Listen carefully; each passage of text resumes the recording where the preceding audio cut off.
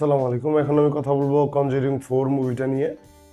যে মুভিটা রিসেন্টলি আমি দেখলাম, কনজারিং নিয়ে যদি আমি কথা বলতে যাই তাহলে কনজারিং হচ্ছে একটা ইউনিভার্স। এখন এই ইউনিভার্সের টোটাল 9টা মুভি এর আগে মুক্তি পাইছে এবং কনজারিং সিরিজটা যদি আলাদা করে বলি সেটা হচ্ছে কনজারিং সিরিজের এটা 4 নাম্বার মুভি।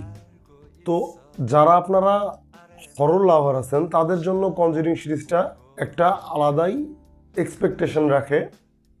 আমিও তার ব্যতিক্রম কিছু ছিলাম না। আমি মূলত একজন হরর সিনেমা লাভার, হরর মুভি দেখতে আমি খুব বেশি পছন্দ করি। কিন্তু কনজারিং মুভির প্রথম পার্টটা যখন আমি দেখছিলাম তখন আমার কাছে এই মুভিটা খুব বেশি ভালো লাগছিল।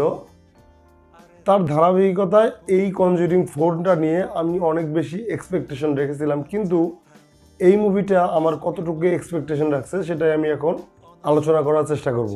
তো মূলত হরর লাভারদের কাছে কনজারিং অন্য একটা নাম। এই কনজারিং মুভিগুলো হরর লাভারদের জন্য স্পেশাল কিছু অফার করে প্রত্যেকটা সময়।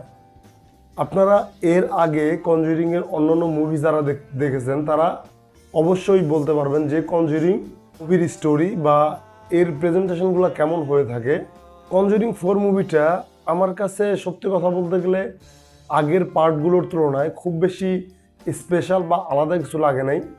যেহেতু এই কনজারিং 4টাকে তাদের মেকাররা এটাকে স্পেশাল কিছু হিসাবে বা এটার লাস্ট পার্ট হিসাবে যেভাবে ট্রিট করতেছিল সেই আশা থেকে আমি ভেবেছিলাম এটা হয়তোবা এক্সট্রা অর্ডিনারি কিছু হবে, কিন্তু আমার এক্সপেকটেশন সেই লেভেলের পূরণ করতে পারে নাই কনজারিং 4।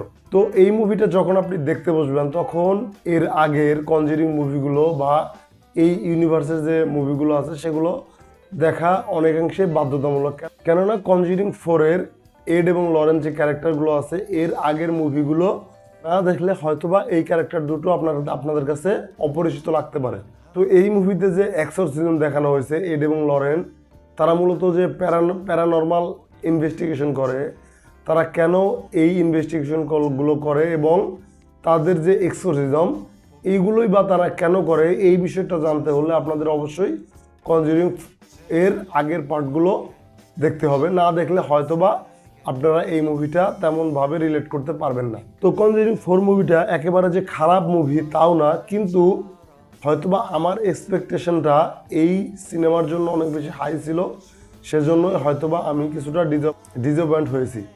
তো যাই হোক, এই মুভিটা যখন আপনারা দেখতে বসবেন তখন মাঝে মাঝেই অন্যান্য মুভির কথা আপনাদের মনে পড়তে পারে। যারা অ্যানাবেল দেখেছেন তাদের হয়তোবা অ্যানাবেলের সেই যে পুতুলটা দেখানো হয়েছে এই মুভিতে, সেই অ্যানাবেলের কথা আপনাদের মনে পড়বে এবং কনজারিংয়ের আগের পার্টগুলোর কথাও মনে পড়বে।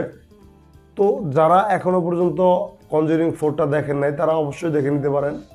এবং এই মুভিটা হয়তোবা যারা হরর লাভার রয়েছে, যারা নিয়মিত হরর সিনেমা দেখেন তাদের কাছে স্পেশাল কিছু নাম মনে হতে পারে, কিন্তু যারা সাধারণত নতুন হরর মুভি দেখতেছেন বা 2-1টা হরর মুভি এর আগে দেখছেন তাদের কাছে এই মুভিটা ভালোও লাগতে পারে। যারা একটু ম্যাচিউর অডিয়েন্স রয়েছেন, হরর সিনেমা অনেক বেশি দেখেছেন, তাদের কাছে এই সিনেমা স্পেশাল কিছু অফার করছে না।